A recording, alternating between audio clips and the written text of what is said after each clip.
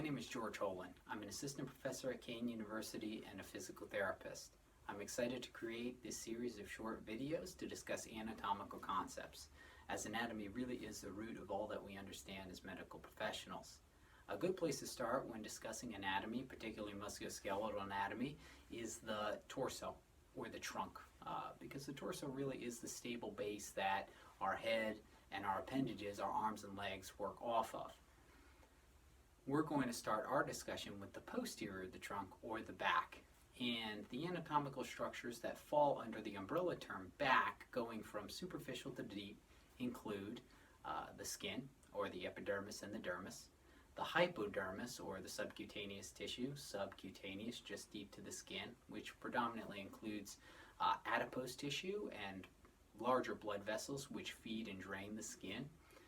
Deep to that, we have the deep fascia, which encapsulates or ensheaths muscles, bone, blood vessels at deeper levels, and nervous tissue.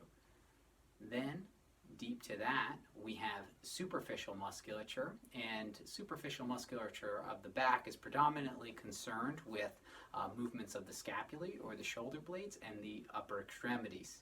Then we have deep musculature of the back, which is concerned with the position of our axial skeleton and movements of our axial skeleton. The term axial skeleton references the following: the skull and its associated bones, the vertebral column, which we're going to talk about in greater detail in a moment, the ribs, which come off of the thoracic area of the vertebral column, wrapping around the front, creating the thorax, and attaching to the sternum.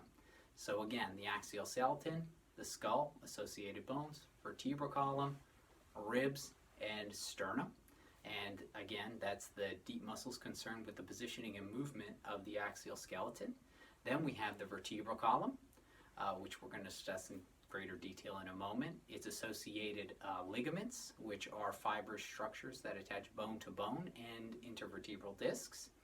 And deep to that, encased within the vertebral column, we have the spinal cord and its protective layers, or meninges.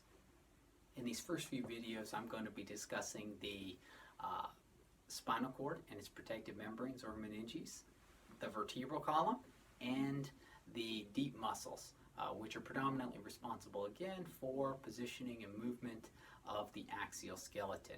Let's start our discussion on the vertebral column, and a good place to begin that discussion are the functions of it.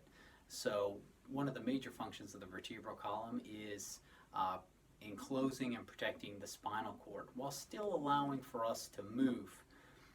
Additionally, it bears all the weight of the trunk superior to the pelvis. That's our trunk, our head, our upper extremities, so it bears quite a bit of weight.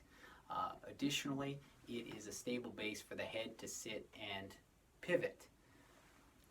The vertebral column is comprised of 33 vertebrae. The most superior vertebrae are the cervical vertebrae. There are 7 of them, 7 cervical vertebrae, and cervical references the neck. Inferior to the 7 cervical vertebrae, we have 12 thoracic vertebrae. And thoracic really references the thorax, which is the area between the neck and the abdomen. Then, inferior to the thoracic vertebrae, we have 5 lumbar vertebrae. And lumbar really references the area between the inferior ribs and the pelvis. Then we have 5 sacral vertebrae, and sacral referencing the area at the base of the spine. And then inferior to the sacral vertebrae, we have 4 coccygeal vertebrae, again 33 in total. In adults, the 5 sacral vertebrae have fused and form one bone, which we reference or which we refer to as the sacrum. Additionally, by the age of 30, the 4 coccygeal bones have also fused, and we refer to those vertebrae as the coccyx.